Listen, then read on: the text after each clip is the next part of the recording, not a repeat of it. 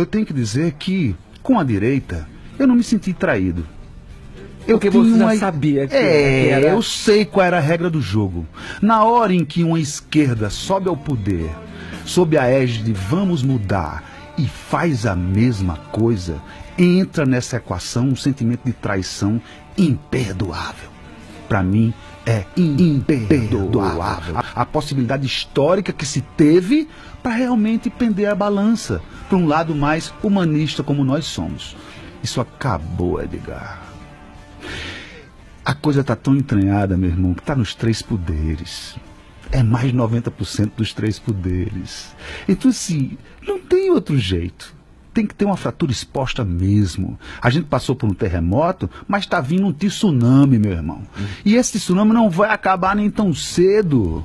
Não reconheça esse governo que está aí, mas também não reconheça o que estava. A coisa é muito mais generalizada, cara. Eu tive a possibilidade de ir tanto no Senado como no Congresso. E é deprimente, gente, o nível daquilo ali. Você reconhece as pessoas historicamente, sempre com interrogação gigantesca de idoneidade. Mais de 90% de todos. Eu digo isso, uma boa, eu estive lá, eu vi o ego dessa... Aí por isso que eu lembro do Paulo Leminski sempre dizendo que o poder é o sexo dos velhos.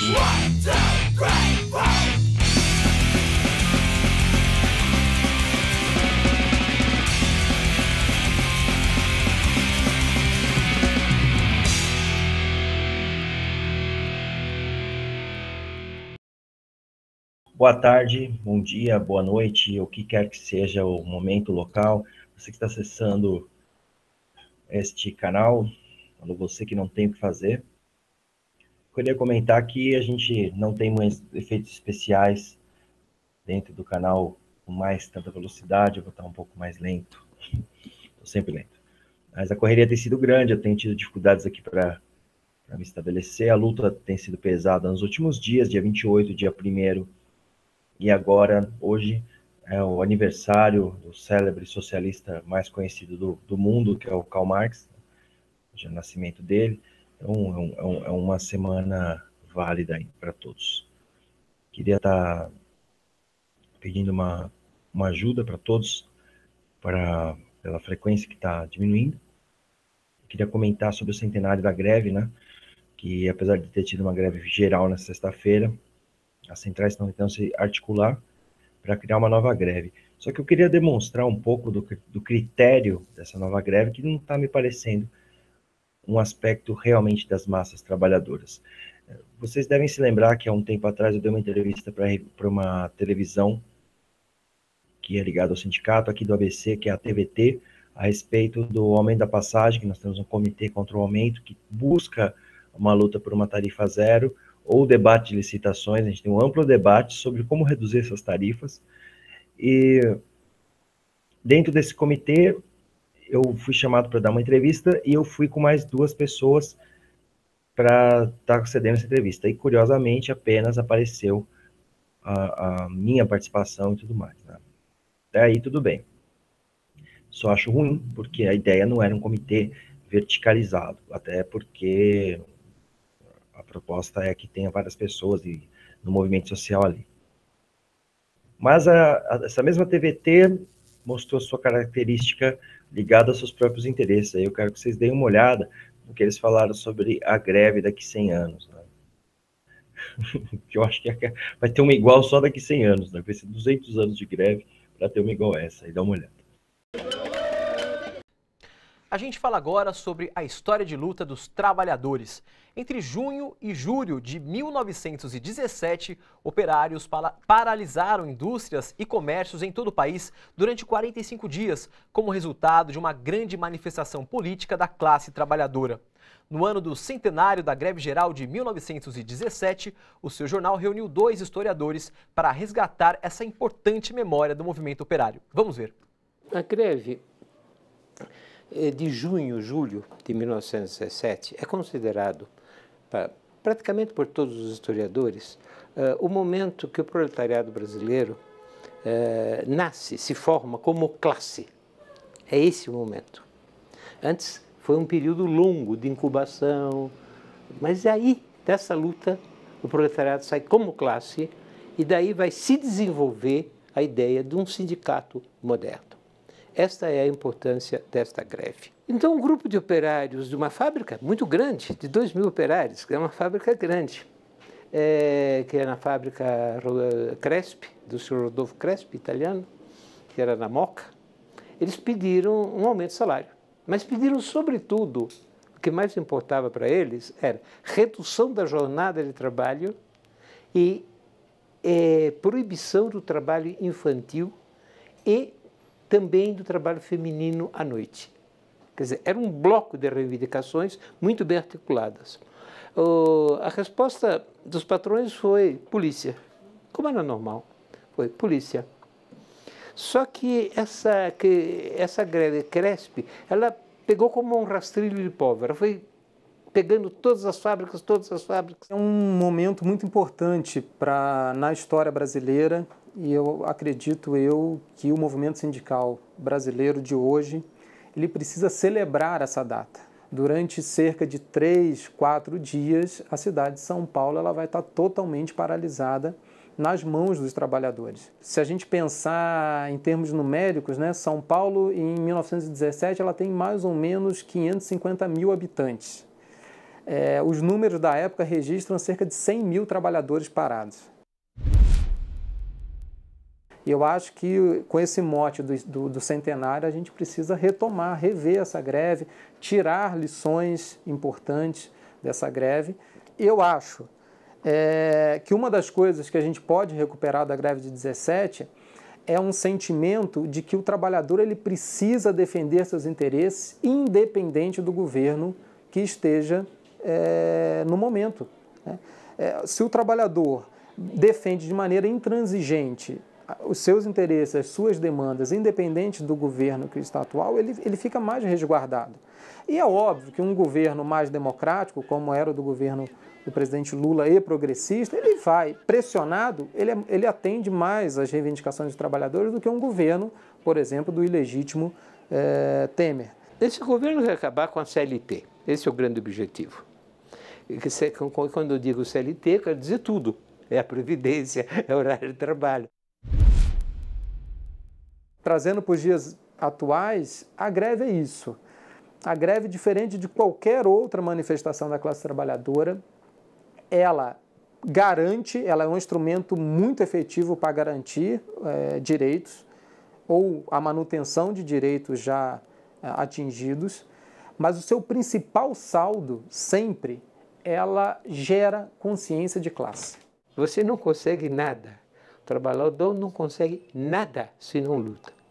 E a luta tem que ser áspera, dura, continuada, inteligente, articulada. Esse é o legado, porque tudo que foi feito depois pelas classes dominantes foi tentar esconder essa greve e outras. Tentar esconder, porque essa é uma greve maldita, porque ela foi vitoriosa.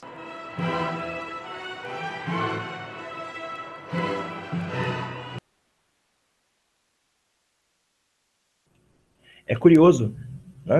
Vocês viram? Curioso que durante toda a reportagem a gente não tem um histórico claro que foi uma greve anarquista, de características sem partido político, sem um grupo sindical atrelado ao Estado. A única referência que se tem é que, independente de qualquer governo que se tenha, deve-se ter uma luta da classe trabalhadora, ou seja, é muito mais referências das coisas que a gente já vem criticando aqui faz tempo. É uma propaganda, mais uma propaganda do Lula do que realmente uma luta dos trabalhadores, essa reportagem.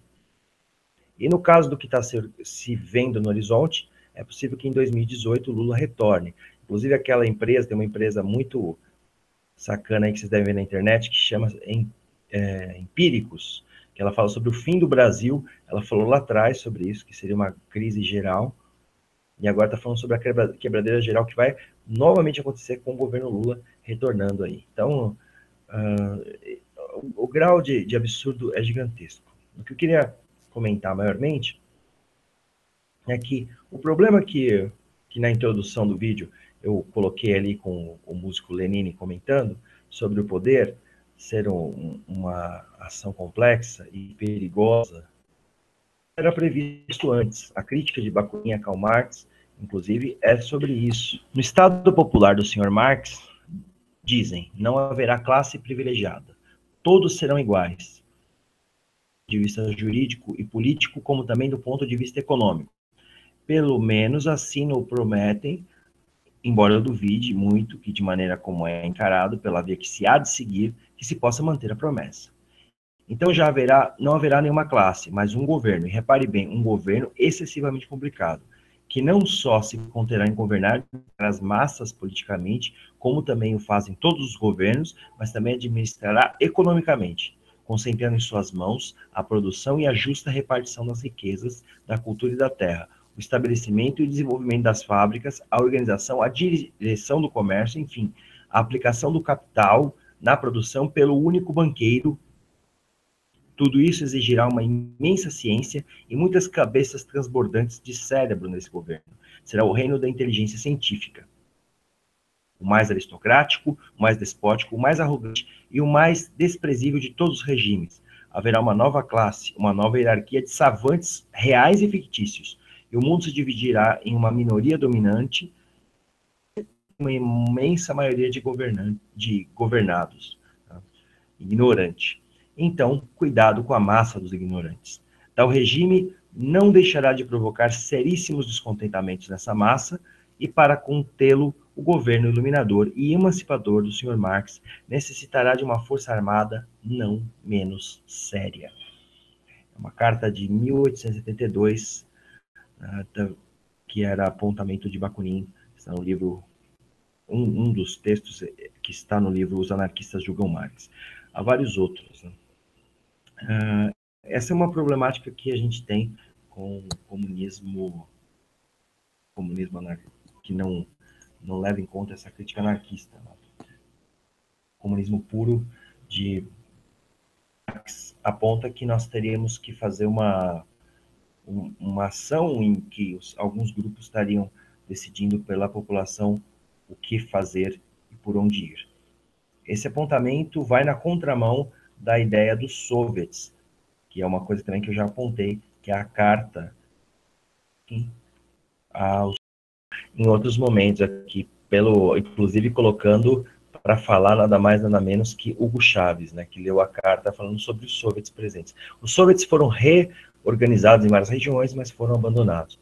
Essa pressão democrática da produção é que criaria automaticamente, digamos assim, ou iria gerir num primeiro momento, o serviço de produção, serviço da mão de obra do trabalhador, do povo trabalhador, para que ele direcione, através de trabalhadores livres, a produção, e aí sim possa se comunicar com outros organismos de decisões com relação ao que produzir, como produzir e para quem produzir, que são as 3 perguntas fundamentais da. Nesse aspecto, eu quero dizer que é por isso que é uma luta grande entre os trabalhadores, desde esse dia aí, que dia 28, foi pressionado as centrais sindicais a estarem participando, até os dias de 1º de maio e, por consequência, os dias seguintes.